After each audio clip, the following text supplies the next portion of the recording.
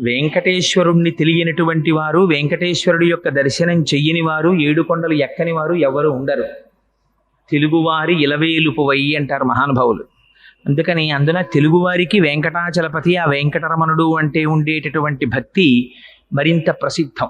భవిష్యోత్తర పురాణం అని, ఆ భవిష్యోత్తర పురాణము, వరాహ పురాణము మొదలైనవి వెంకటాచల మహాత్యం గురించి చాలా విశేషమైనటువంటి వర్ణనం చేసి ఉన్నాయి. అసలు ఆ కొండ పేరే చాలా చిత్రమైనటువంటి పేరు. ఆ కొండ పేరు పెట్టడమే వెంకటాచలము అని పేరు పెట్టారు. ఎంత ఆశ్చర్యకరమైన విషయం అంటే, అన్నారు అజాయమానో బహుధా విజాయతి. అసలు పరమేశ్వరుడికి జన్మనెత్తవలసిన అవసరం ఎక్కడుంది?